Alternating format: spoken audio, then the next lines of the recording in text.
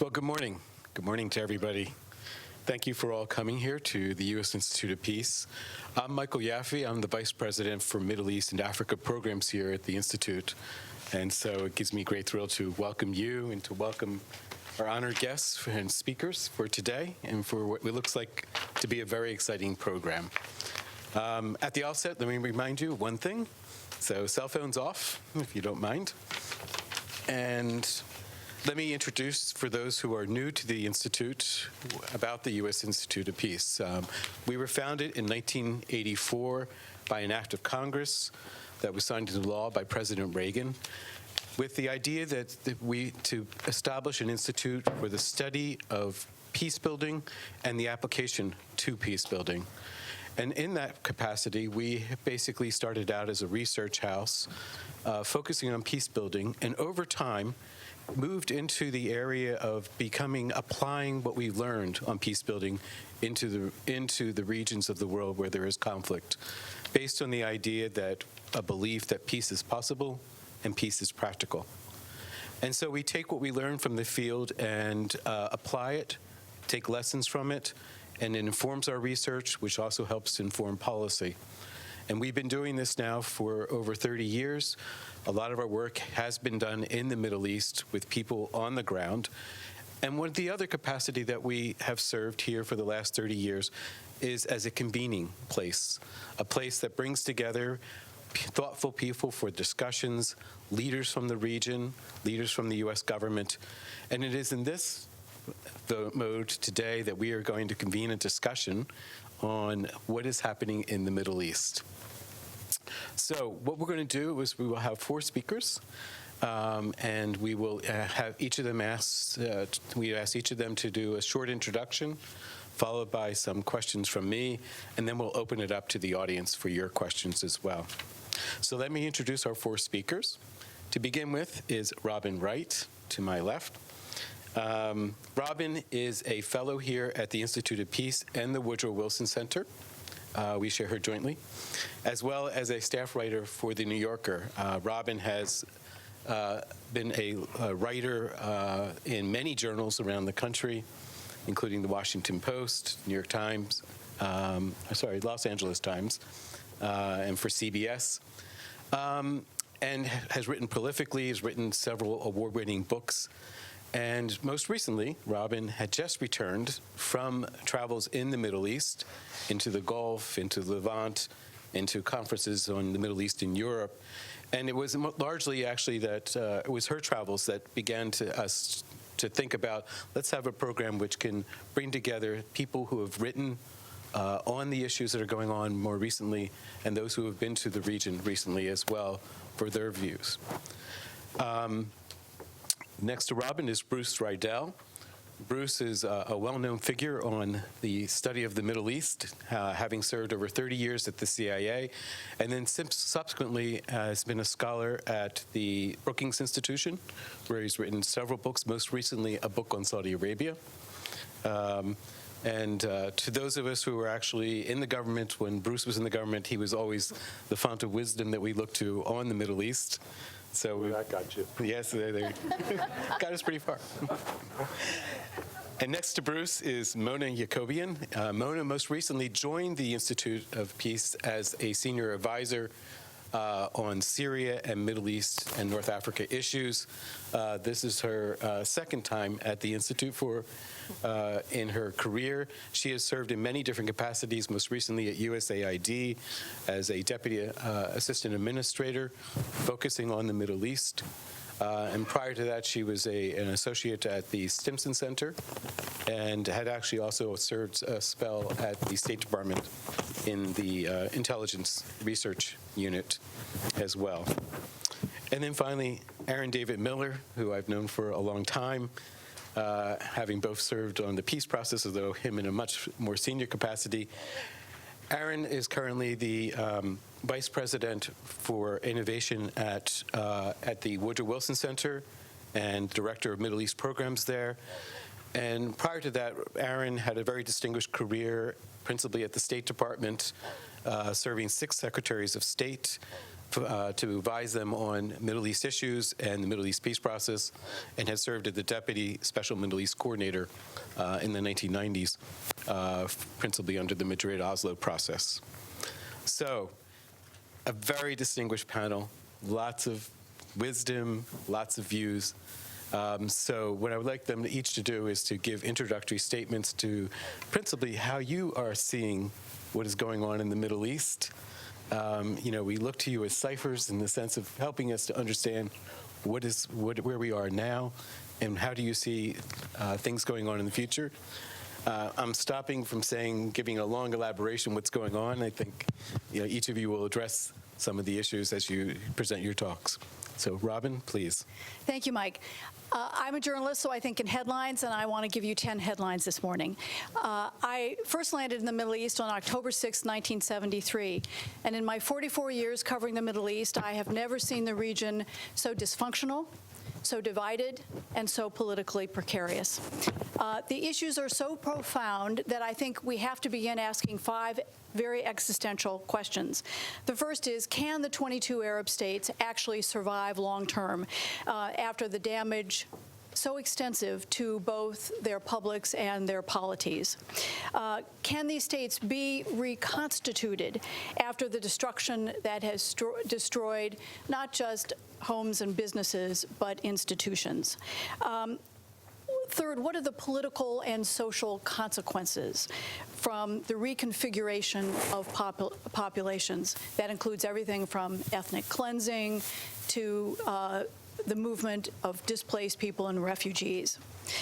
Fourth one is, we all now recognize that the only political or viable political solution is decentralization of power. But what does that do long term in terms of creating fragmented societies, whether it's de facto or de jure, leading eventually to some kind of partition? And fifth, how will a new generation of warlords who have now been in power for 7 years in some of these countries, and have a vested interest in the continued dysfunction of their states, what impact will they have in continuing or perpetuating destabilization? So my second headline is that the political spectrum today is also more polarized than at any time since many of these countries gained independence. The split was reflected in the attack in Egypt last week, where more than 300 people were killed in an attack, we believe, by the Sinai province. You see the political spectrum is defined in Egypt today by former Field Marshal, now President Sisi, and just changed the initials, and ISIS, jihadi extremists, on the other end. The truth across the region is that there is very little political middle ground. The groups that tried to emerge after the Arab Spring or earlier centrist groups have failed to gain traction, whether it's through the repression and silencing and imprisonment by governments, or because of their own ineptitude, incompetence, and egos. The third headline, and that follows from the second, is the region faces an unprecedented generational challenge. And it's something that we've again seen play out since the Arab Spring. You see this tension between the 21st century generation that is connected, that is educated, that is the majority in most of the Arab countries, and up against old elites who are not willing to cede power. It plays out in a place like Saudi Arabia, which Bruce is going to talk about. But I think we may well see, it exploded once, and I think we may well see explosions down the road. The fourth headline is that the ISIS caliphate may have been vanquished, but jihadism is far from over. In the absence of political and economic solutions, in the absence of strong institutions, jihadism will still have an appeal, in part because there's very little else. For ISIS, the battlefield has now shifted. They're into 3 different places. In Sinai province, where last year you saw 150 attacks and over 370 deaths. In Libya, where last year you saw 138 attacks and over 800 deaths. And in Afghanistan, where last year there were over 100 attacks and 800 deaths. These are places that ISIS branches are showing that they are still a force to be reckoned with. And there are also big questions, I think, about the reemergence of al-Qaeda, and we can, if anybody's interested, you can ask about it. The fifth and sixth headlines are related. The fifth is that there are no winners in any of these political wars, in any of these crises. In the past, we have been able to envision a way out of wars, whether it's the Arab-Israeli conflict or the Iran-Iraq war. Now it's really hard to figure out obvious solutions that are at once acceptable to us and viable on the ground. And that's a real problem. And there's also very little leadership offering viable alternatives. It's not only a travesty, it's a real tragedy, and rather pathetic. The sixth headline has to do with sectarianism, and I think it's really interesting that there's a kind of role reversal for the first time in certainly modern Islamic history and perhaps in Islamic history altogether. There's this role reversal is reflected in the fact that for centuries, Sunnis dominated, whether it was politically, economically, socially, the Arab world. Today, there is a real quest among Sunnis for leadership. I've interviewed over the last 3 years hundreds of Sunnis in leadership positions on the streets who complain that there is no idea, there's no party, there's no country, there's no individual that is defining the agenda and giving direction. Whereas the Shiites, in a place like Lebanon, they used to be the shoeshine boys and the farm workers, and today you find that they are organized, they have direction, they have purpose, and they feel they have leadership. And now Hezbollah has branches or activities in Syria, Iraq. They claim they've withdrawn, but they still have a presence and an allegiance, as well as Yemen. My favorite line about the region is that the Sunnis are the new Shiites. My seventh headline is that, and this is about Syria, and I'll leave most of it to Mona, but my bet is that Bashar al-Assad will be in power for the next 4 years until the next presidential election, which is in 2021. But he has hardly won. I suspect he may be more vulnerable in peacetime than he was in war, in part because he'll have fewer allies who are going to rush to bail him out. It's the same phenomena we saw in Afghanistan after the Soviet withdrawal. The U.S. was willing to help militarily, but once the Soviets withdrew, there wasn't the kind of aid and enforcement that really helped Afghanistan make that transition. And because of Syria's instability, it will have an impact across the region. When you look at a map, whether it's Turkey, Iraq, Jordan, Israel, Lebanon, that Syria has always been the strategic center of the region. It's always been the spoiler. And because of its instability over the long haul, I think that has major repercussions across the region. And even a post-Bashar Syria could be very vulnerable when you look at Syria's history of coups. The eighth headline, and again, I can't resist just weighing in for a second on Saudi Arabia. Mohammed bin Salman has taken on the 3 Rs. He's taken on the royal family, its cohesion, and the principle of ruling by consensus, which was the glue that stuck a very fractious and ever-expanding family together. He's also taken on the religion of Islam. With no credentials, he's talking about fostering, promoting a moderate Islam. And, I do not see this ending up well for him, even if his language appeals to us. And finally, he's taken on the Saudi role in the region, and Saudi Arabia's aggression in an attempt to influence the region has only led to deeper instability.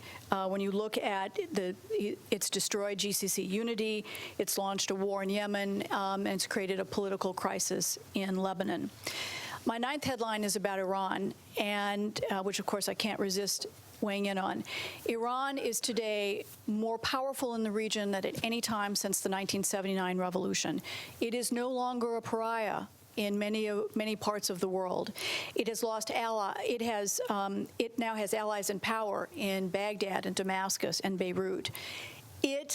Even though I said there are no winners, I will borrow Garrett Nada's phrase, as he puts it, Iran has lost the least. It is still vulnerable because of the pressure from the United States on the nuclear deal. But in many ways, the rhetoric from the Trump administration is a gift to the theocracy because it's revived Persian nationalism. And my 10th and final headline is that the Trump administration is popular among many Arab autocrats.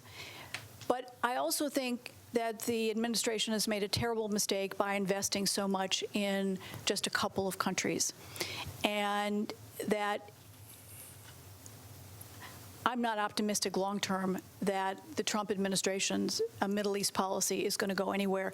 And it may actually, particularly if tomorrow he moves on Jerusalem, it may backfire in ways that are quite costly. Thank you, Robin. Bruce. Thank you for inviting me. It's a pleasure to be here. For 40 years, I've been a professional Saudi watcher. It's a very niche market. For 37 of those 40 years, it was a very predictable market. It was very stable. You knew everything that was going to happen. You could easily say who would be king in 20 years, and you would be certain you were right. In that sense, it was in some ways even kind of a boring place. The last 3 years, it is not boring anymore. It is extremely volatile, it is extremely unpredictable, and I would use one more word, it is dangerous. But it is fascinating, and it's fascinating largely because of the rise of the 32-year-old Crown Prince Mohammed bin Salman. Saudi Arabia today faces three very important and fundamental challenges. First is an economic challenge. Oil prices at where they have been for the last 4 or 5 years means that the Saudi cradle-to-grave welfare state is unsustainable. They do not have enough money to give the Saudi people what they've given them for the last 50 years or so. Give you one example. In the 3 years since King Salman ascended to the throne in December of 2014, Saudi Arabia has spent 1/3 of its reserves. Now, you don't have to have an MBA from the Wharton School to figure out what that means. 5 years from now, the door is going to start closing, and there's not much they can do about it. I used to say the good news is that the Saudis at least recognized they had a problem and had a plan to deal with it. But increasingly, I don't think they have a plan to deal with it all, or at least they don't have a plan that they're prepared to implement. They did try to cut subsidies this year. That didn't go down well with the Saudi public. They reversed themselves overnight. In fact, the subsidies are now even a bigger boom. They did try to cut down on public sector employment. The vast majority of Saudis who, quote, work in the public sector. Many of them don't work at all, but they get a salary. They tried to cut salaries. That didn't work, and they reversed it. The hard economic problems that they face, so far they have capitulated to the street and concerns about stability, which has meant that they've gone on to work on softer social programs, concerts and things like that. Now, a few of these programs can actually raise money. If Saudi women do drive, it remains to be seen how many Saudi women will actually want to drive. They will want to have the right to drive. Whether they will actually drive is another question. Potentially 500,000 chauffeurs could be sent home to South Asia, and they would no longer have to send their salaries to South Asia. That's a good idea, but it's certainly not going to reverse the overall problem the Saudis have. Similarly, the notion of opening up Aramco, there's a lot of potential there, but it also means providing some measure of transparency about the Saudi oil economy, and particularly the question of where do the proceeds from Aramco go? We all know the answer to that, but do the princes really want to have it all spelled out in public? Remains to be seen. One of the biggest problems which Saudi Vision 2030 doesn't address at all is defense spending. In 2015, which is the last year for which we have reliable figures, Saudi Arabia had the 3rd largest defense budget in the world. the third largest in the world. Only the United States and China spent more on defense in 2015. In per capita terms, what that means is that Saudi Arabia spent roughly $7,000 per person on defense expenditures. That's an enormous burden. Saudi Vision 2030 does say it wants to address this and says that by 2030, half or maybe even some versions, 80% of all defense spending will be spent on Saudi industries. When Saudi Arabia can produce an F-15 airplane, it'll be a fundamentally different place than it is today. This is not going to happen. They may be able to reduce expenditures by not buying more equipment from the United States and the UK. They probably will have to do that in any case, but they're not going to be able to build a defense industry over the next 10 or 15 years. This problem, defense spending, is related to the second major problem Saudi Arabia has, which is national security. Saudi national security for 50 years or so was, for the most part, risk-averse. The Saudis seek to intervene in the region subtly, behind the scenes, usually with their checkbook, often with a checkbook in which the check never arrived, but nonetheless people thought it would arrive someday. That's changed. Saudi Arabia now is a much more aggressive power.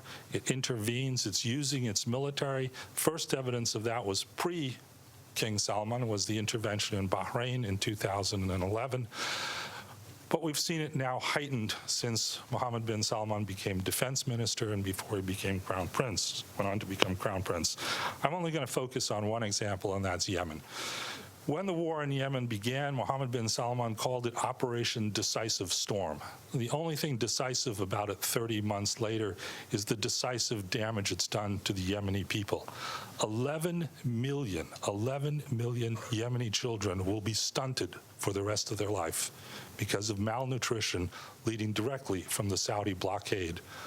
Thousands, tens of thousands of Yemeni children are at severe risk this month unless the blockade, which was tightened after the Houthis fired a missile at King Khalid International Airport, is substantially reduced. For months, I've been hearing, I'm sure others have been hearing from Saudi and Emirati and other coalition diplomats and leaders that they have a plan, that something is coming, that they will divide their enemies. And it came to truth last week. The Houthis and Ali Abdullah Saleh famously broke. Fighting broke out in Sana'a, and by Monday, Ali Abdullah Saleh was dead. It turned out that the strategy had no plan. There was no plan by the Saudis to intervene to help Ali Abdullah Saleh, and he ended up dead in the back of a pickup truck. It's very symbolic of overall Saudi foreign policy. They decided to blockade Qatar, but they had no plan to really blockade Qatar. They wanted to overthrow the Al Thani monarchy. They had no plan to overthrow the Al Thani monarchy.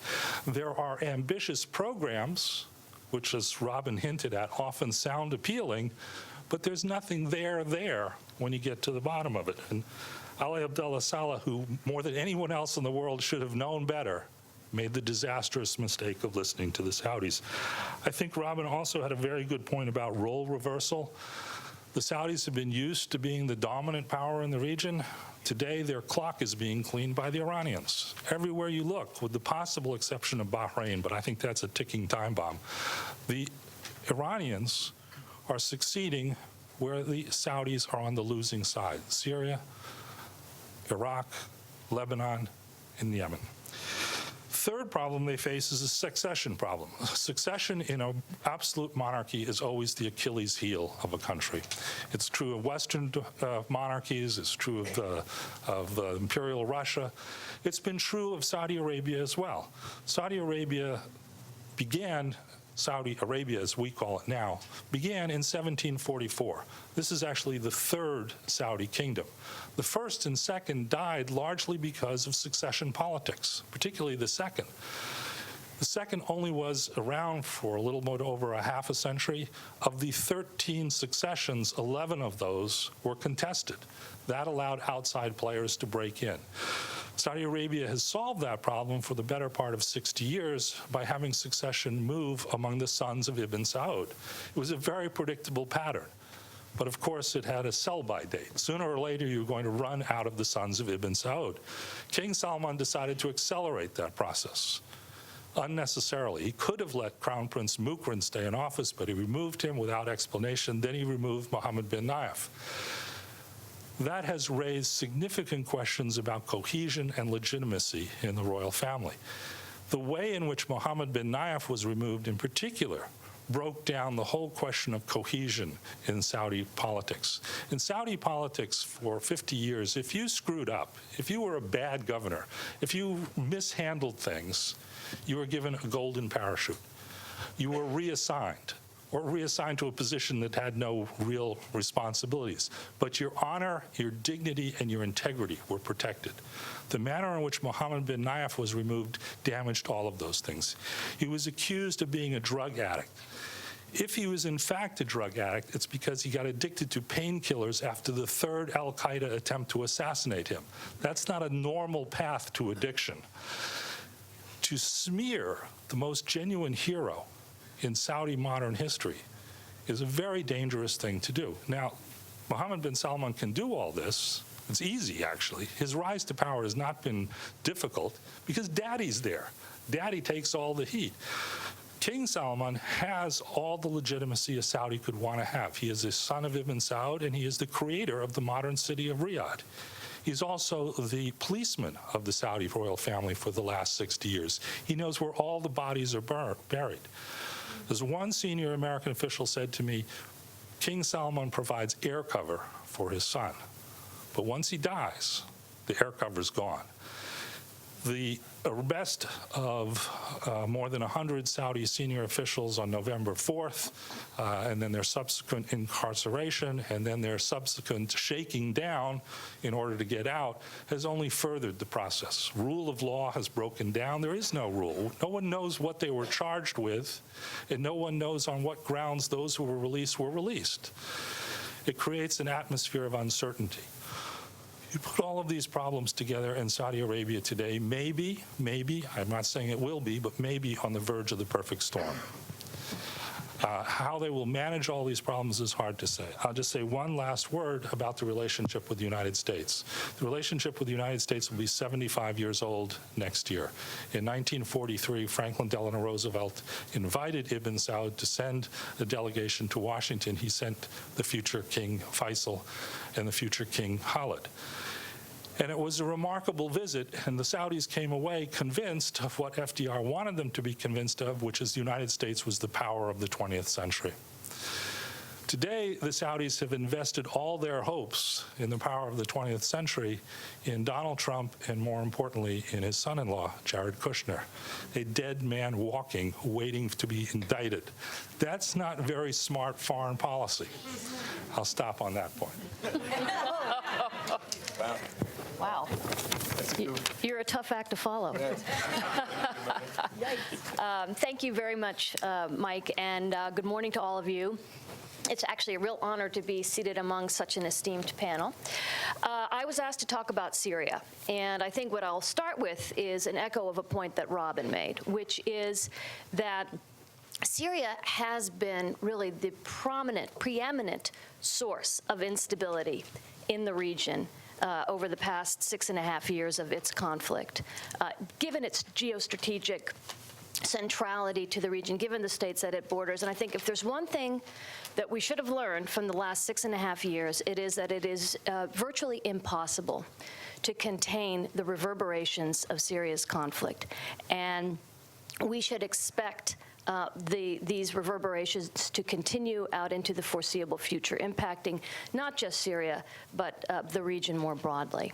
I think there are two key developments that we need to keep an eye on in the coming months that will, I think, have a real impact on the Middle East and potentially seeding additional turmoil and conflict.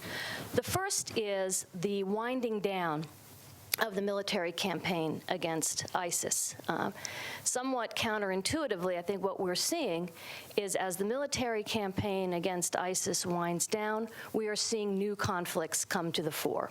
We've seen it in Iraq, certainly with the Kurds and the Kurdish attempt to have a referendum. We are certainly going to see it in Syria as well.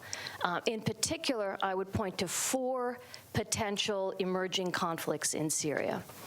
The first is one that could happen between the Syrian regime and the Kurds. The Kurds have gained quite a lot of power and territory on the ground in Syria, given the very important role they've played in battling ISIS. It's estimated that the Kurds control perhaps 25% of Syrian territory. And yet, as Bashar al-Assad consolidates his hold on power, he has said repeatedly that his goal is to retake all of Syria. So this potentially poses a real conflict. Will Damascus seek to retake Kurdish territory? The second, and somewhat related, is a potential conflict between the Syrian regime and its allies, Russia and Iran, against the United States, given our alliance with the Kurds, and in particular the role that we've played in Raqqa and elsewhere. The Syrians and the Iranians have both termed Raqqa an occupied city and have expressed their intentions to push the United States and the Kurds out. The Syrians are talking about the U.S. presence in Syria as being illegal. And I think what else also important to note is that the Kurds, backed by the United States, have not only important territory, but important resources. Water, gas fields. These resources will be essential to Assad for consolidating his control on power, and so there could be, I think, a temptation to make a play for those areas that are controlled by the Kurds but backed by the United States. Third, I think, is a conflict between Turkey and the Kurds. Ankara has expressed repeatedly its alarm at the prospect of a Kurdish territory, autonomous region along its border. It has likened the Syrian Kurds as a threat even greater, in their view, than ISIS. And so we can easily imagine a scenario in which the Turks decide that now is the time to make a play and to push back at Kurdish autonomy in Syria. They've already talked about and made noises about pushing back against Afrin, a Kurdish canton in the northwestern part of Syria. And so I think that's an area to keep an eye on. And finally, and I think in some ways perhaps most importantly, a potential conflict between the U.S. and Iran. We have certainly seen those fault lines exposed with the defeat of ISIS. It's notable that the last city that was held by ISIS, Abu Kamal, on the border between Syria and Iraq, it was retaken by Syrian regime forces with the help not only of Iranian-backed militias on the ground in Syria, but Iraqi PMF as well, I think heightening or sort of exposing, if you will, this rift. In addition, most recently, General McMaster, National Security Advisor, noted that, in his view, 80% of Assad forces on the ground he termed Iranian proxies, who are essentially, in his words, seeking to establish a land bridge for Iran to the Mediterranean. So I think this sets up the potential, again, for a fourth and potentially quite dangerous conflict. The second key development that I think will contribute to Middle Eastern turmoil is that I think we are seeing the Syrian civil war enter its endgame. And I would agree with Robin that it's quite likely that the regime will consolidate and maintain its hold on power, at least through elections and potentially after. But it is a weakened regime. It is a regime that is very much dependent on Iran and on Russia, and it will wield control over a very fractured and violent Syria. What I find most important, though, and most interesting about this endgame that we are witnessing is that we're beginning to see, and I would agree there are no outright winners in these conflicts, but we're certainly beginning to see a shifting power dynamic as a result of what's happened in the past 6.5 years of the Syrian conflict. What does that mean? I mean, we're looking at, I think, a situation in the region that is far more chaotic, as others have noted, but one that's also incredibly uncertain. where these new power dynamics have yet to play out. New red lines will need to be written. Strategic deterrence amongst traditional enemies will need to be redefined. I think we're seeing this in particular with, for example, Hezbollah, which is emerging from the Syrian conflict, I think, far more emboldened. It has transformed into a more regional power with, by all accounts, an even more bristling arsenal and a battle-hardened army, more or less. We are hearing growing concern from the Israelis about Hezbollah and its growing strength, and that could precipitate conflict either in Syria or potentially in Lebanon. We also, I think, are seeing a triumphant Iran emerge from the Syrian conflict. As I noted, the discussion of the strategic corridor that is being established across Syria, Iran is more entrenched in Syria today than has ever been the case across all spheres, military, economic, political. And this constitutes, I think, a new sort of regional threat, not only to Israel, who has certainly also expressed concerns about Iran establishing a permanent military presence in Syria, but also to the Gulf and to the United States.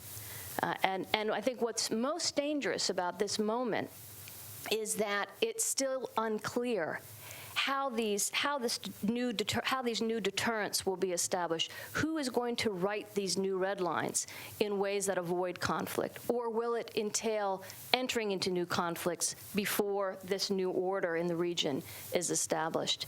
And then I think the final point I would make is again, looking at this endgame in Syria, is the ways in which Bashar al-Assad will attempt to continue to consolidate his control in the country. We've seen efforts, for example, to bring Lebanon more fully back into Syria's orbit. It was, in fact, a move to have Lebanon send an ambassador to Damascus to reestablish or normalize relations between Lebanon and Syria that provoked, at least in part, the drama over Prime Minister Saad Hariri's resignation, as it was called, from Riyadh and so forth. We are seeing on the ground demographic reengineering that the Syrian regime has undertaken, moving populations that traditionally were not present in certain parts of Syria. And this can certainly be the spur for conflict. And finally, we're seeing Syria's neighbors begin to push Syrian refugees back into Syria as certain parts of Syria, the conflict sort of recedes from certain parts of Syria. We're seeing this, for example, in southern Syria with the establishment of a de-escalation zone and large numbers of Syrian refugees, some of their own volition opting to return, but I think also growing concerns that some will be forced back. And this is also the case, I think, from Lebanon. So why don't I leave it there and pass it on to Aaron. Thanks, Mona. First of all, it's an honor and privilege to be here with Bruce, Robin, Mike, and Mona, friends and colleagues for many years. I want to do something different, but very quickly. I want to identify 5 or 6 characteristics of what I consider to be Trump's foreign policy. It's impossible to separate what the administration has done over the past 10 months from the broader conception of foreign policy. And I think, while I agree that analysts need to begin understanding the Middle East in order to understand options, they often miss the reality that, as far as American policy is concerned, it's really important to focus on, in this case, Trump land, because that will, in fact, determine, I suspect, what the administration does in the days ahead. I'll begin with one basic observation for self-protection. I've worked for Republicans and Democrats, and I've voted for Republicans and Democrats.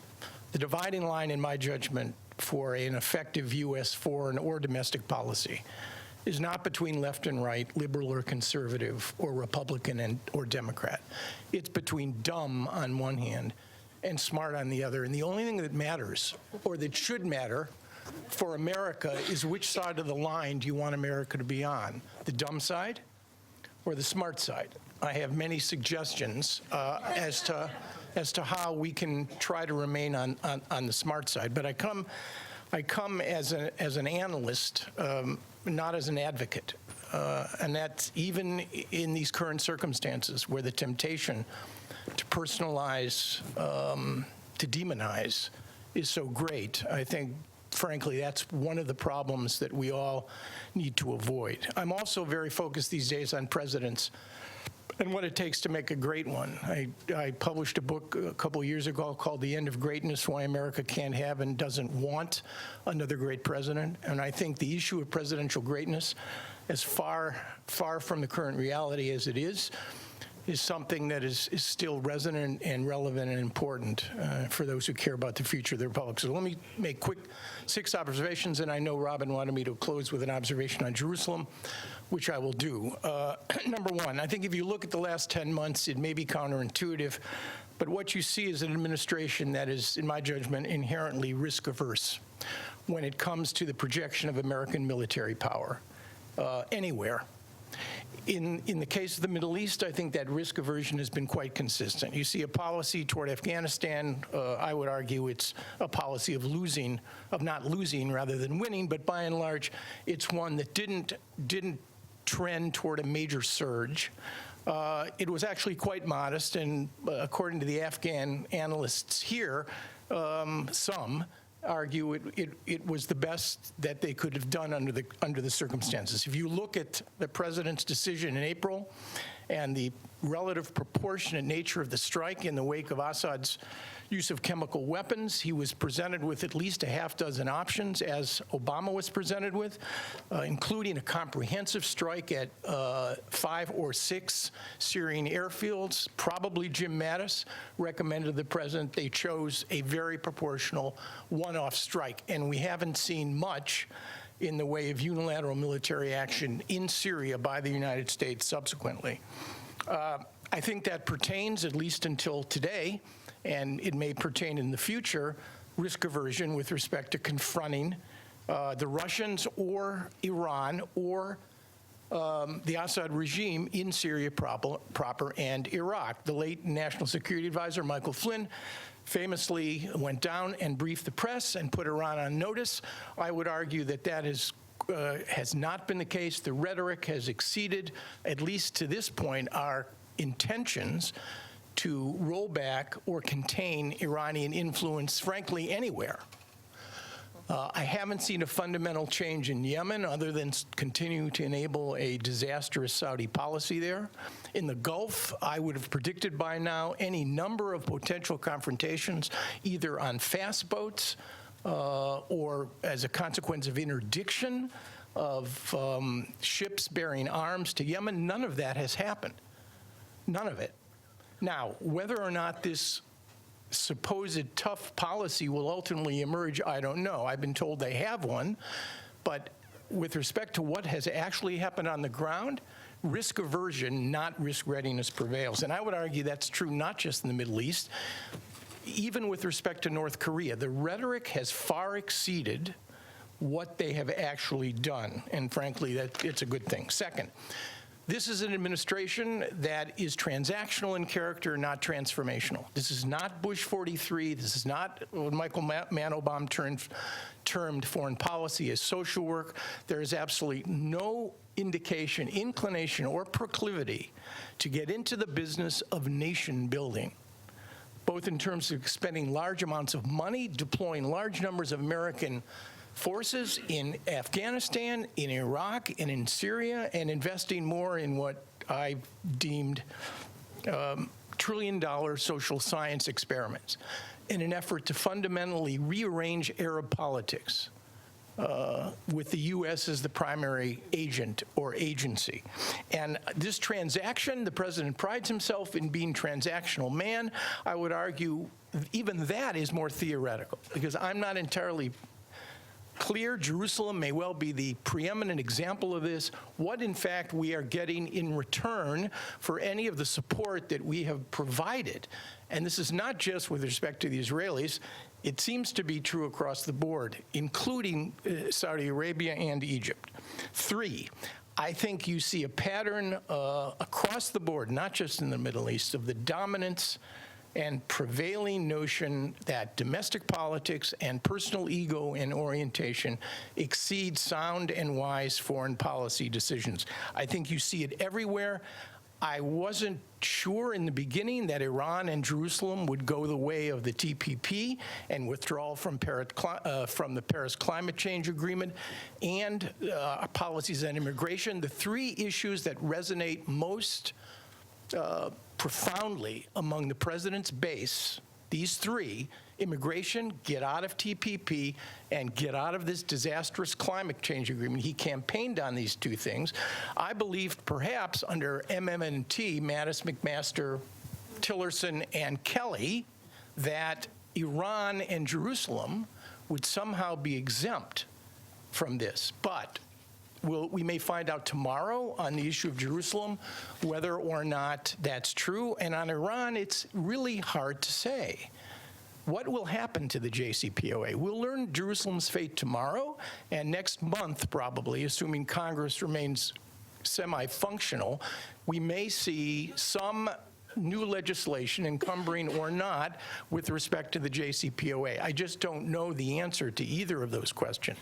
But there's a high probability that, in fact, campaign commitments and ego, and when I say ego, let's be clear, the president's persona is reflected in the foreign policy, both in our foreign policy, both in tweets, conversations, and the way he conducts himself.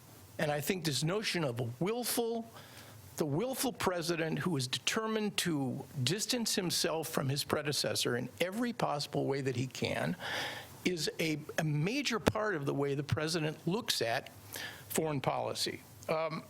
Four, reaffirmation. It's true in Asia, but not in Europe, and it is definitely true in the Middle East. Reaffirmation of American partnerships with key allies. It seems to me that in the case of Iran, Israel, and Egypt, the president made a fundamental decision to distance himself from the daylight that the previous administration sought to willfully impose, both in Egypt and in Israel. And I think you see that. There's been an enabling, both of the Israelis and the Saudis, lesser extent on al-Sisi, and I'm not sure I've got the expertise to try to determine why that is. But clearly, when you look at the fact that his four predecessors went to either Canada or Mexico as their first foreign foray, this president chose to go to Israel and Saudi Arabia, which is usually where American ideas go to die. You don't go to the Middle East on your first presidential visit. He did. And he was enabled, he was feted, he was flattered, and I think to a large degree that explains a lot. These were safe trips. Paradoxically, they were safe trips, and I think they've resulted in a large degree of enabling among, at least for both of those allies. 5, human rights. I've argued with John McCain about values being our interests. I wish it were so, and interests being our values. But the reality is they rarely are. American values and interests and policies are constantly at war with one another.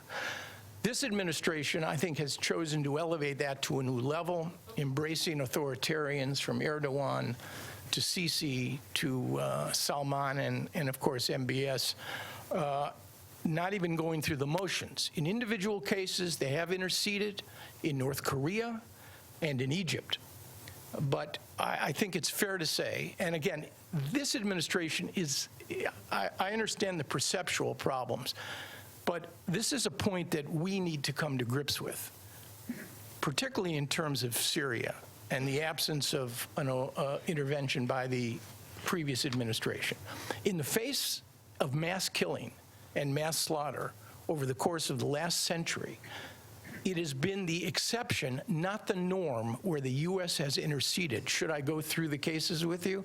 The Nazi Holocaust, Cambodia, Rwanda, Darfur, Sudan, Syria, the Rohingya. With the exception of Kosovo and Bosnia, not only has the United States not interceded, but neither has the international community. The notion of never again simply has not been fulfilled.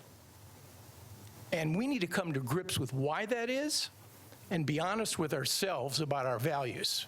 So in that respect, this administration falls neatly, I suspect, in the tradition of many of its predecessors. Finally, let me close. The administration has taken a preternatural interest in the Arab-Israeli-Palestinian problem. I do not understand it to this day. The president has reposited the authority for this issue to his son-in-law, which is in itself an extraordinary act, marginalizing, alienating, and virtually eliminating the Secretary of State and the Department of State, where this issue has traditionally resided. So the outcome of this is unclear to me. I'm not entirely sure I understand the motivation. On Jerusalem, I think there's a reasonable chance, although the tsunami of is building over the last 48 hours. The Saudis, and I asked Bruce about this earlier, only last night, in the person of the ambassador here, issued a statement mild by comparison.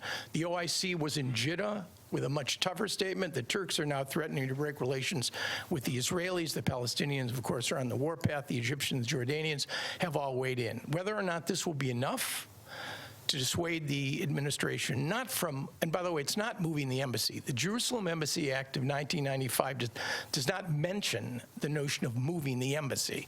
And I wish journalists would stop identifying this as what the law requires. The law requires that the United States begin to take steps to open an embassy in Jerusalem. Open an embassy in Jerusalem. And the waiver, the national security waiver, is designed to waive the financial penalties that Congress imposed on the State Department. Up to 50% of its building and acquisitions funds would be compromised unless the Department of State begins the process of opening an embassy. That's a very important distinction. So when the president waives tomorrow, if he does waive, he's waiving those financial penalties. If he doesn't waive, he has to find a way to make sure that the department has the necessary funds to continue to support its building and acquisitions, because from a security standpoint, he could make our installations vulnerable abroad. What he will do, I have no idea. Finally, I'll close with one point. The two-state solution is not dead. It's the least bad option for resolving the conflict. It is not dead. However, it needs three things. You give me these three things, and I'll give you a reasonable chance that you could have a two-state solution. One, leaders who are masters of their political constituencies, not prisoners, and who are prepared to make the kinds of tough decisions required. Second, a degree of ownership on the part of the Israelis and Palestinians, that they care more about this issue than we do. It's the notion that in the history of the world, nobody ever washed a rental car. You don't wash rental cars because you care only about what you own, and there's insufficient ownership. And finally, an administration that effectively knows what it's doing and is prepared to apply ample amounts of honey and vinegar in a mediating role. You give me those three things, I'll even take two of those three things. And you could have a serious negotiation that actually could produce a conflict-ending agreement. Well, thank you for that. Thank you to all of you. As I listened to you, I was writing down some of the adjectives as you talked about this region, and many of them begin with U: unpredictable, uncertain, unclear, uncharted. Add to that instability, dangerous, chaotic, turmoil, and transition. So I just want to ask one question to you, and given our time, I would then open it up to the audience to let you each ask your questions. And it's kind of like more of a big picture question. We are seeing a transition, no doubt, in the region. And a lot of that is because of a difference now in power relationships among the states themselves. The transition between, as was mentioned, of the ascendancy, if you will, of Iran, as the descendancy of Saudi Arabia.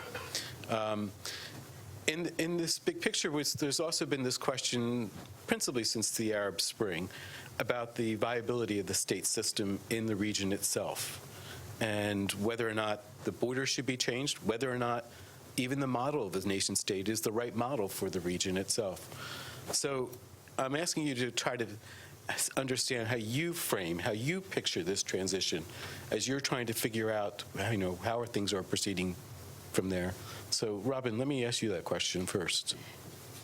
Well, I think one thing that's striking is that if you talk to any, whether it's the refugees from a conflict or people who are still inside a conflict, they will say, oh, yes, I am a Syrian, or I'm a Libyan or an Iraqi. But how they define being a Syrian, an Iraqi, or a Libyan can differ profoundly in ways in terms of what they think the relationship should be with the state, what the state should guarantee in order for them to invest and believe in them. And so we have these real challenges in figuring out what is it that people want from their state. How can you repair the relationship after all this destruction of physical and political? And, you know, I've been looking at this issue of what the map of the region looks like now since the Arab Spring, and I did a map for the New York Times in 2012 based on what people in the region were telling me. And it became very controversial. People started calling it Sykes-Picot Wright, and when it was really what people were telling me rather than what I thought. But what stunned me was I was asking people what the region would look like 10 or 20 years down the road, and a lot of it happened within a couple of years because of ISIS, because of the conflict that has broken up Libya into different parts. You know, it's so important that we ask this question because the presumption, basis of U.S. foreign policy is that we want to invest in the states as they are. And the former Iraqi ambassador to Washington said to me several times, but has said it over the last 9 months, that the only people who want to hold Iraq together are those who don't live in Iraq. And which is a kind of scary idea. And I'm not advocating for partition. I'm not sure that we are going to, with the exception of the Kurds, it's ever going to be that neat. The question is, do these states erode or deteriorate to the point that they're not viable, and then what do we do? Now, we've learned from the lessons of India and Sudan and Yugoslavia that there are real consequences of breaking up states as we know them. And so that's not an attractive alternative per se, but it is something that we need to begin asking ourselves, what is viable? How do you help states either become 21st century, respond to the flashpoints that have led to either political breakdowns or civil wars? And I think none of us are asking that. So I think it's the key question. Everyone's trying to dodge it. And for administrations that are only in power for 4 years or 8 years, nobody wants to be the one to open that can of worms or Pandora's box that may take, you know, generations to play out and be the one blamed for it. So it's not an easy question, but it's the one at the end of the day that underlines all the conflicts, all the issues, challenges we face in the Middle East. I'll just address the question, could the Arab Spring come to Saudi Arabia? Because I'm asked that all the time. My answer to that is simple. King Abdullah answered that question. As soon as the Arab Spring began, he took $130 billion out of Saudi Arabia's reserves and spent it on measures to make the Saudi people happy. $130 billion is an awful lot of money, and it went a long way in a country where there are only 20 million inhabitants. So he clearly felt that the Arab Spring could come to Saudi Arabia. And if you look at the demographics, Saudi Arabia has all the same problems that Syria, Iraq, Egypt had. What would happen if you had serious popular unrest inside the kingdom? Who would put it down? Well, traditionally, we would have expected that there would be two institutions that could operate to restore law and order. The Ministry of the Interior. 1 in 20 Saudis gets a salary from the Ministry of Interior. That shows you how big a bureaucracy this is. Or the Saudi Arabian National Guard. The problem is that those two institutions are now being governed by people who are complete amateurs, have never been in this position before. How good they could be, they may be brilliant, they may be the best people picked, we just don't know. They're amateurs. I predict that as long as the king is around, these issues will be kicked down the road more or less successfully. I don't know what's going to happen when the king goes. I've already hinted there could be a very serious succession question. There is no Saudi way of removing a sitting king except by the consensus of the royal family and the Wahhabi clerical establishment. One king in the modern era has been removed, King Saud. It took a decade for that to happen, and it ended when the National Guard surrounded the royal palace and pointed the tanks barrels at the royal palace and said, "You have 24 hours."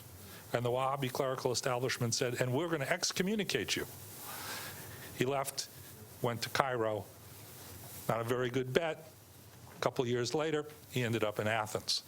There is no way of removing a king very easily.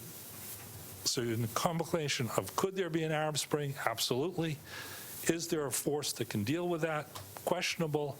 And we have a succession problem coming up in which there's no particularly good solution. And you don't have $130 billion anymore that you can throw at this problem like you did in 2011. So just very briefly, I guess for me, I understand the argument about, you know, fears of a potential breakup of the Middle East over time.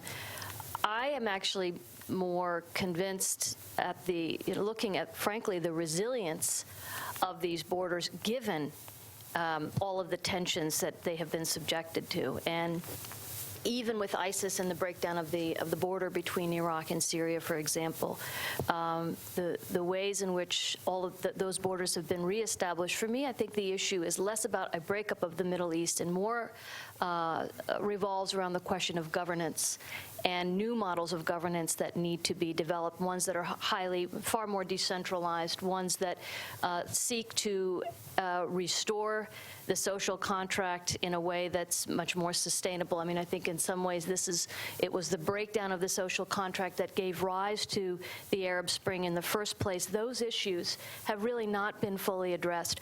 What I find more compelling and more concerning is relations between states. And again, as I noted in my opening comments, this notion that we are at a moment of a complete reordering of relations between states, that there are new power dynamics emerging that the region has not fully comprehended, nor is it clear what direction those dynamics are going to go in. And I think that makes for an incredibly dangerous moment in the region right now. In 2011, in the spring, I was really hammered because I dared suggest that the arc of history, when it comes to transformative change, is a very long one. The late Fuad Ajami talked about the prejudice of low expectations, and I really tried to avoid that. But I did try to look at how and why states change. It was the first century Roman historian Tacitus who said the best day after the death of a bad emperor is always the first day. And that's been the story of the Arab Spring. The best day after the death of a bad emperor is always the first day. The headlines in this region are bad, and so are the trend lines. I would argue to you that you have three functional states, and they're the three non-Arabs. Israel, Turkey, and Iran. They are all stable domestically. They all have tremendous economic potential. They all have militaries and very intelligent intelligence organizations. Two of them have, well, one has an exceptionally close relationship with the United States. The other is a member of NATO. And the third is an outlier. Still. The issue is not between good and bad anymore from an analyst perspective in this region. It's between functional and dysfunctional. And the reality is, if borders don't change, and I agree with Mona, I think borders probably won't change. There's been a preternatural respect for borders in this region that sometimes impresses and even stuns me. Saddam was an idiosyncratic Arab leader, truly idiosyncratic. You can talk about the Egyptian intervention in Yemen or Syria's intervention in Lebanon, but nothing was designed to fundamentally change or alter borders. And I suspect that's going to remain. The shell will remain stable, a la Sykes-Picot to some degree. Mona's right. It's the governance issues that will prevail. I only conclude by saying that since 1950, only 22 countries in the world have maintained their democratic character continuously. according to Freedom House. 22 countries. This is a very small club, the notion of stable, functional, coherent, with all of their flaws and asterisks, democratic polities. And I just do not understand, I do not see how this region gets out of the trap of being the most angry, dysfunctional, and broken region in the entire world. I just don't see it. And while I haven't abandoned my hopes, I have to tell you one thing. I ain't got no more illusions. I abandoned those when I stopped working at the Department of State. Okay, thank you. So let me open up the question period to the audience, and I'll take first question from the front row.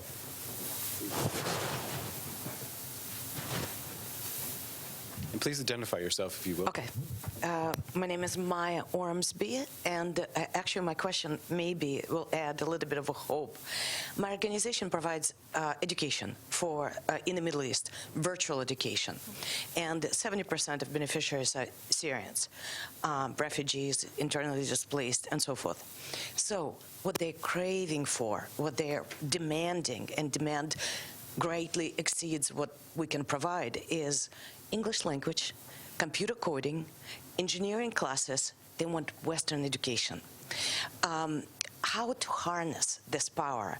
I'm seeing a lot of parallels with my generation. I grew up in Russia, when under the veil of like evil kind of stability, there was a craving for freedom, for access to the same, the rights for education, for jobs and freedom that other people have in the different countries. So making these parallels and gleaning under this veil of what the government does into the generation rift, what can we do with this power? Tell you what, why don't we take a couple questions in light of the time? And so, woman in the back there with the bread. There. Thanks, Matt. Hi, my name is Jen Eldridge. I'm with the State Department. This question is for Robin, and Bruce may have thoughts as well. But I'm curious about one of your 3 R's was religion. And you mentioned King Salman's push to modernize Islam as it's practiced in the kingdom, but that you thought that probably wouldn't turn out so well. Curious if you could expand on that a little bit and talk about kind of the interplay with the clerics as well. Thanks. Who would like to take the first question on the panel? Would you, Sue?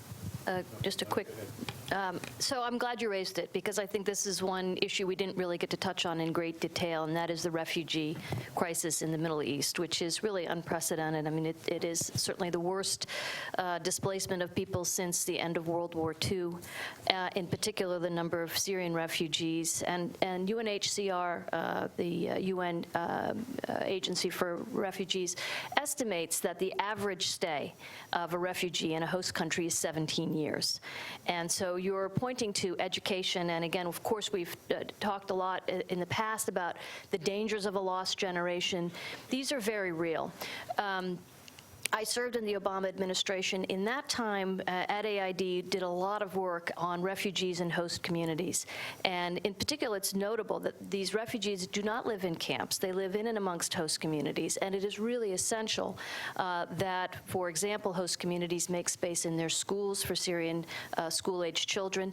The Jordanians have actually done quite a lot with this, with the Jordan Compact, in which they've acknowledged the presence of refugees and noted and made pledges to accommodate all Syrian refugees in their schools. I think what's unfortunate is the recent decision by the Trump administration to withdraw from the Migration Compact, which really, I think, was acknowledging much more broadly what this challenge is, the greatest displacement crisis with 60 million displaced across the world. There are answers to the questions you pose, but it requires creativity, it requires flexibility in funding, it requires a willingness to break down stovepipes between humanitarians and longer-term development experts. And we certainly were finding, even in the short time that we were engaging on these issues, there were some successful models. But I think again, this is going to be a long-term challenge, and it's going to require a willingness on the part of the international community and the donor community to look at new and creative approaches to the challenge of Syrian refugee children. Well, let me just say, I want to address that question as well, because I actually, at the end of the day, am optimistic about the region long term. I think there is such an enormous appetite for change, which is why we saw the Arab Spring, why we saw people try to resist Bashar Assad. And it's partly education was the key factor, because you found the majority of the population being under 25 or 30. For the first time, over half were literate, may not have high school degrees, but they were literate, and that took them beyond their neighborhood, their villages, their city, their country even. And at the same time, and that included girls. So, you know, big difference. And when you empower or educate half of your society. And you blend that with access to technology, which empowers them, gives them voice. And the third factor that was at the same time and gives me hope long term is that the idea of diversity. We no longer have the embrace of one truth, whether it's religion, or one way, whether it's politics. That 20 years ago, you had one independent satellite television station in Al Jazeera. Today, in the Arab world, you have over 500 independent satellite television stations that have different programming, whether it's religious programming with clerics issuing different fatwas, or talk shows, political shows, women's shows, soap operas. You know, it's just the embrace of the idea of diversity, and that I am important, the individual has a voice, that all of that changes. The problem is that that generation doesn't have the experience, the networks, the parties, the resources to translate, and so we're seeing this awful, messy transition that we're partly responsible for having empowered, you know, the autocrats to stay around for so long.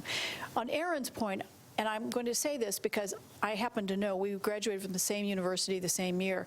And so I know that the year we were born, there were 57 countries that were members of the United Nations. Today, there are 194. When I learned 7th grade social studies, the map was as it was, and that's how we all assume it was going to be. It changes. And I think we need to kind of understand that there may be more changes ahead. On the question of religion, and I really defer to Bruce on this, but my point was that you have a 32-year-old member of the royal family saying, oh, we're going to go to moderate Islam, and you wonder what the Wahhabi clerics, who have been the source of legitimacy for the kingdom for so long, think about that. And a lot of them are old toads, you know, and don't, you know, are not part of the modern world. And MBS actually arrested a couple of clerics who were either moderate or open to, you know, different ideas. And so my point really was about MBS being the one who gave his stamp of approval, and so it's going to happen. I don't think it's that easy, but I defer to Bruce on that. In the world of Saudiology, the darkest corner is the clerical establishment. What? The clerical establishment, the so-called Wahhabi clerical establishment. I'll just make a brief pitch. Read my book. The Wahhabism is a very poor term for defining Saudi Islam as it is practiced, but we'll use that since it's widely used. We don't know what's going on in the Wahhabi clerical establishment. American diplomats don't have any way of going to Mecca to meet the Wahhabi clerical establishment. What we can say is this. Of the top 10 Twitter accounts in the kingdom are all owned by senior Wahhabi clerics. So this notion that there's a vast popular group out there that wants modernization and change, I don't think is really consistent with the little bit of data that we have. That said, the kingdom has been changing, and King Faisal, and especially King Abdullah, deserves credit for it. King Faisal introduced the idea of giving women a chance at education. He did it in a very dramatic way by sending his own daughters to be educated. And King Abdullah, for his many faults, and he's been faulted for a lot of things, put women's education on steroids, to the extent to which there are more women in Saudi Arabia with PhDs than there are men. That has to bring about change, and that is bringing about change. And I think some of the changes that the Crown Prince has introduced with the support of his father reflect that groundswell within the Saudi educational system. The Wahhabi clerical establishment has been very quiet about what the Crown Prince is doing. The people who've been arrested so far are what I call the usual suspects, people who've been arrested. Every time there's a little bit of unrest in Saudi Arabia, the same group of clerics are arrested. Whenever the heat goes down, they're let loose again. They're not particularly dangerous to the kingdom. The clerical establishment, the real Wahhabi clerical establishment, the descendants of Muhammad ibn al-Wahhab, the al-Sheikh family, have been very, very quiet about what's going on. The only thing that they have endorsed enthusiastically is the struggle against Qatar, because Qatar is the only other Wahhabi country in the world, and the Saudi Wahhabis believe that the Qatari Wahhabis don't practice Wahhabism correctly. Again, I'll leave you to look in the book as to what the origins of that conflict are all about. Aaron, do you want to add anything to that? No. Sir.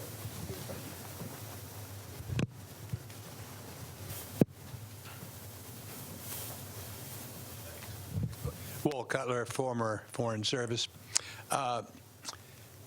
Following up on the point of Qatar, we hear now more and more, oh, the GCC is dead. On the other hand, let's say a couple of years from now, where would the Qatari problem be? And is there really any role we can play in resolving it?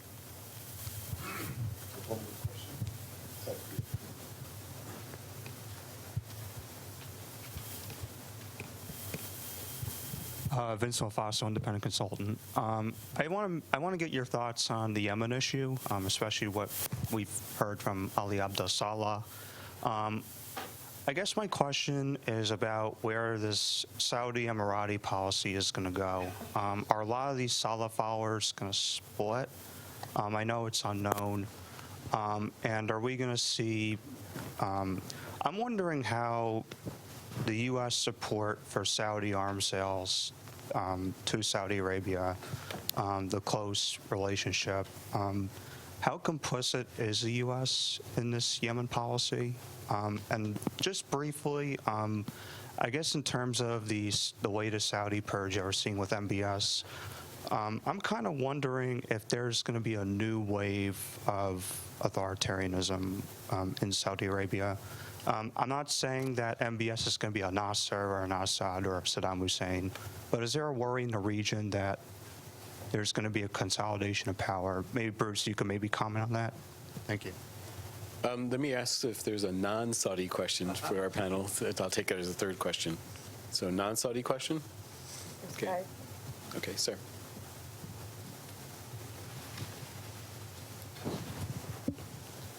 Elliot Brennan. Is this on? It's on. I came in here thinking about North Africa, and I guess my simplest question would be, should we have a distinct North Africa policy that's separate from the Middle East? And the kind of background to my thinking is wide-ranging, but I guess it could be more broadly thought, can we have a unified Middle East policy?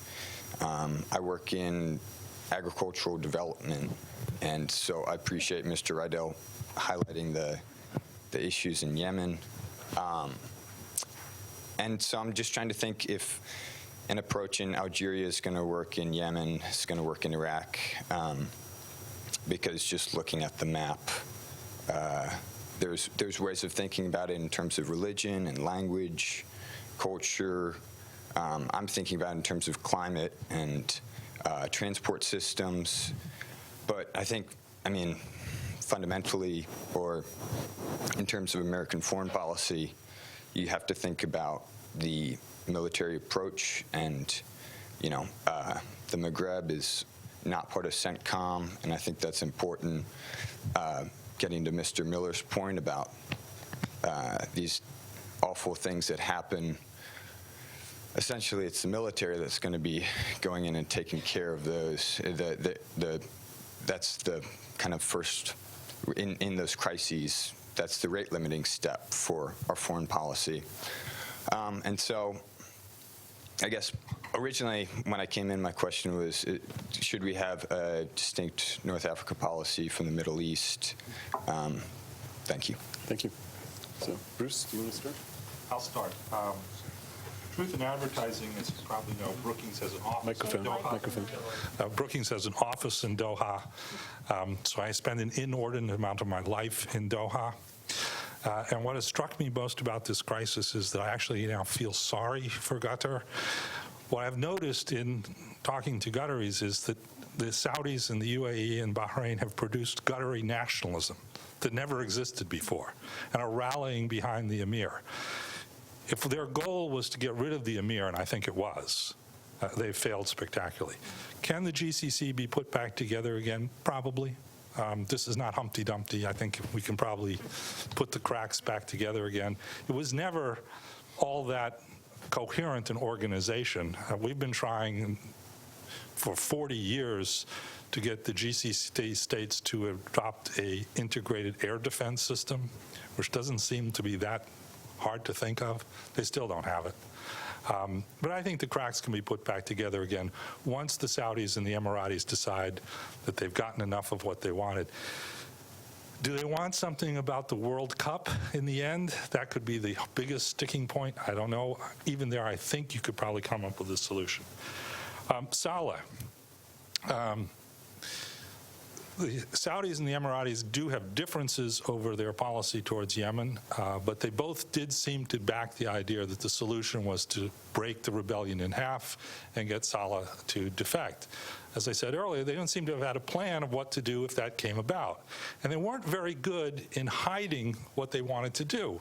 In October, for example, Al Arabiya, which I read constantly every day, I know everyone else gets their news from Al Arabiya just like I do, published a very strange article saying that the coalition had allowed Russian doctors to come into Sana'a to perform a life-saving operation for Ali Abdullah Saleh. Why would they do that? And secondly, why would they publicize it? Well, it was sending a signal to Saleh. But the Houthis read the signal too. They also read Al Arabiya. And what did they start doing? They started shutting down all of Ali Abdullah Saleh's military facilities outside of Sana'a and restricting his actions inside Sana'a. They had a plan. They knew exactly what they were going to do when he broke, and they've carried it out. Where does it go next? I don't know. It's very hard to say. Gets to your larger question about Yemen. Yes, we are complicit. It started in the Obama administration and has continued in the Trump administration. We are complicit in the world's worst humanitarian catastrophe. It is American munitions, it is American spare parts, it is American expertise, American technicians, with a little help from our British friends, that keeps the Royal Saudi Air Force in the sky. If tonight President Trump told the king that stops tomorrow, the air war ends tomorrow. It cannot go on. So here's my pitch to all of you. Contact your senator. Tell your senator to vote against the next arms deal that comes before in the Senate. The last arms deal that came up, a $500 million munitions deal, failed, narrowly passed by 2 votes. One of those was Senator Warner in Virginia. If you're a Virginian, here's your opportunity. Write Senator Warner. No more arms sales to Saudi Arabia and the United Arab Emirates until they stop the war. Can I offer just a brief comment on U.S. policy? I think there's a need for a moment of clarity. I spent 25 years working on Middle Eastern issues, and rarely did the issue of what U.S. interests in this region are emerge. And policy, what is policy? Policy is an effort to determine what, in essence, your interests are and to find the right instruments and modalities to carry those interests out. What is the end game? What do we want out of the region? And we can no longer afford to wander.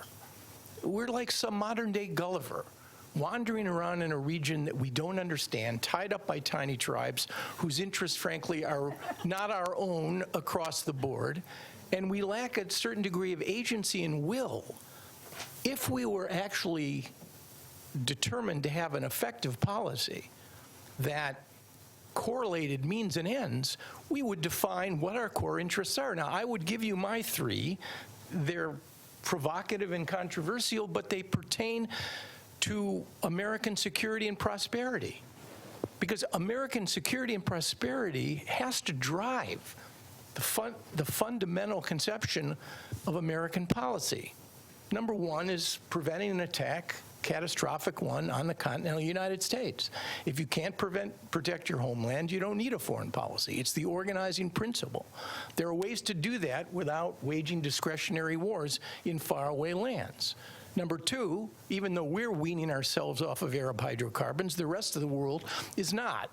So energy security from these sources are critically important, and maintaining access to them will remain critically important, particularly through the Gulf, which creates the need for stable relationships with the oil producers, however anomalous their values may be with respect to ours. And finally, the third core interest, and believe me, the pursuit of Arab-Israeli peace, however important it may be, is not a vital American national interest. I mean, it would be great if we could resolve this, but I think it's going to be very hard.